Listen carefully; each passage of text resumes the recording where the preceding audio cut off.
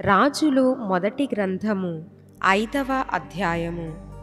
తరువాత తూరునకు రాజైన హీరాము తన తండ్రికి బదులుగా సొలొమోను పట్టాభిషేకము నొందెనని విని తన సేవకులను సొలొమోను నొద్దకు పంపెను. ఏలయనగా హీరాము ఎప్పటికీ దావీదుతో స్నేహముగా ఉండెను.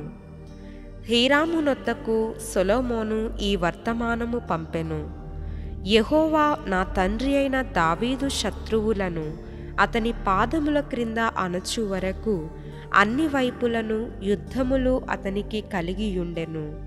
తన దేవుడైన యెహోవా నామ ఘనతకు అతడు మందిరమును కట్టింప వీలు లేకపోయెనన్న సంగతి నీవెరుగుదువు.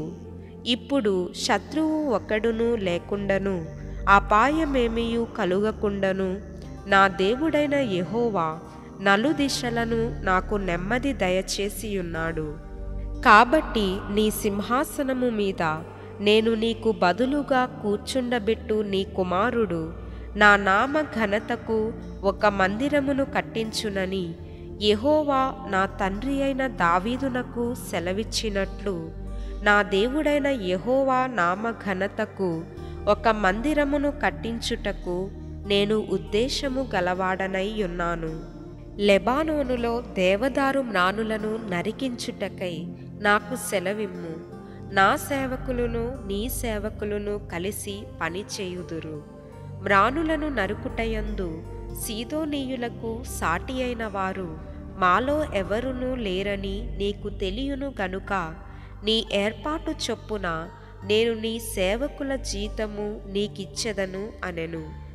హీరాము సొలొమోను చెప్పిన మాటలు విని బహుగా సంతోషపడి, ఈ గొప్ప జనమును ఏలుటకు జ్ఞానము గల కుమారుని దావీదునకు దయచేసిన యెహోవాకు ఈ దినమున స్తోత్రము కలుగునుగాక అని చెప్పి సొలొమోనునకు ఈ వర్తమానము పంపెను: నీవు నా యొద్దకు పంపిన వర్తమానమును నేను అంగీకరించి తిని దేవదారు మ్రానులను గూర్చియు సరళపు మ్రానులను గూర్చియు నీ కోరిక అంతటి ప్రకారము నేను చేయించెదను.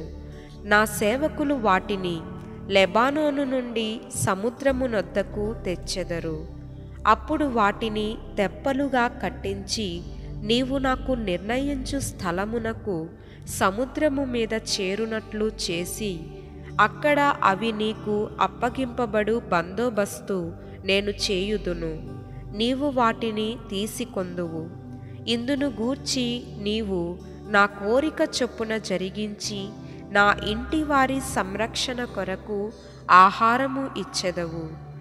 హీరాము సొలొమోనునకు ఇష్టమైనంత మట్టుకు దేవదారు మ్రానులను సరళపు మ్రానులను పంపించగా సొలొమోను హీరామునకును అతని ఇంటి వారి సంరక్షణకును ఆహారముగా 2,00,000 తూముల గోధుమలను 3,800 పళ్ళ స్వచ్ఛమైన నూనెను పంపించెను. ఈ ప్రకారము సొలొమోను ప్రతి సంవత్సరము హీరామునకు ఇచ్చుచూ వచ్చెను. యెహోవా సొలొమోనునకు చేసిన వాగ్దానము చొప్పున అతనికి జ్ఞానము దయచేసెను. మరియు హీరామును సొలొమోనును సంధి చేయగా వారిద్దరికీ సమాధానము కలిగియుండెను. రాజైన సొలొమోను ఇశ్రాయేలీయులందరి చేతను వెట్టి పని చేయించెను. వారిలో 30,000 మంది వెట్టి పని చేయువారైరి. వీరిని అతడు వంతుల చొప్పున నెలకు 10,000 మందిని లెబానోనునకు పంపించెను. 1 నెల లెబానోనులోను 2 నెలలు ఇంటి యొద్దను వారు ఉండిరి. ఆ వెట్టి వారి మీద అదోనీరాము అధికారి అయ్యుండెను.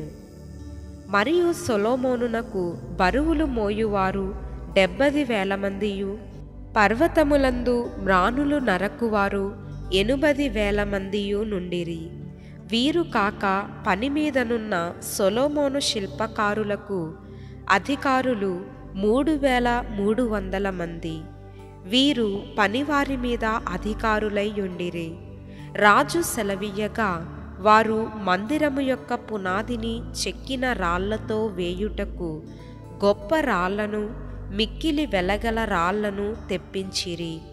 ఇలాగున సొలొమోను పంపినవారును, గిబ్లీయులును, హీరాము శిల్పకారులను మ్రానులను నరికి రాళ్లను మలిచి మందిరము కట్టుటకు మ్రానులను రాళ్లను సిద్ధపరచిరి.